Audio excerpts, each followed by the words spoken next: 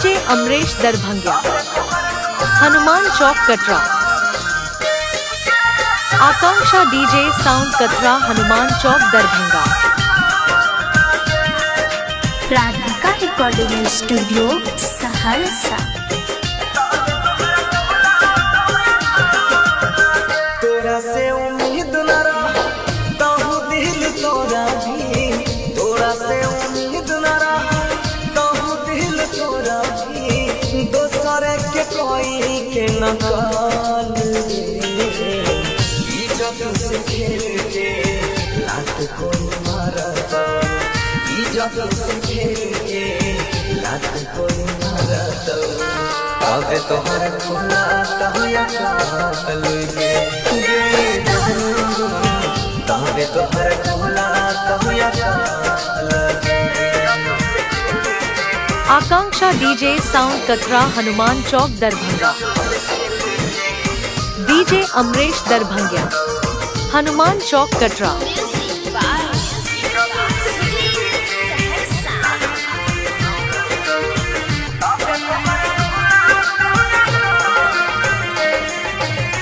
बेहतर के छोड़ के खुदा खोले छिपे होता हरी, जिले बोया दिले दुखड़ा होते के पूछे।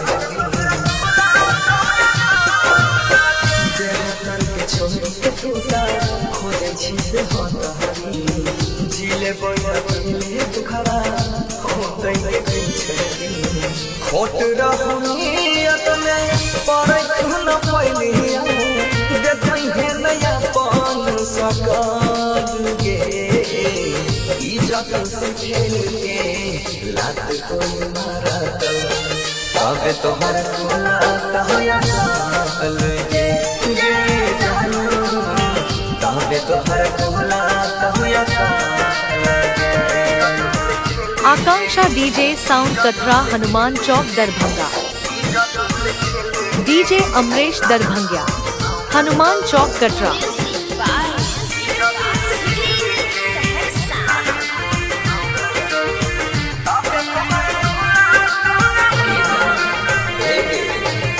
सब दिन राहत में सुनारा सुरतिया, यूज कोई बहला बोलता मीठी मीठी बातिया। सब दिन राहत में सुनारा सुरतिया, यूज कोई बहला बोलता मीठी मीठी बातिया। बनसिया मरे सयार सुजित के संगे फहला दौना कैला ही जे छोड़ गे, इज्जत से खेल के लात कोई मारत। अब तोहर खुला कहया काल गे तबे तोहर खुला कहया काल। आकांक्षा डीजे साउंड कटरा, हनुमान चौक दरभंगा।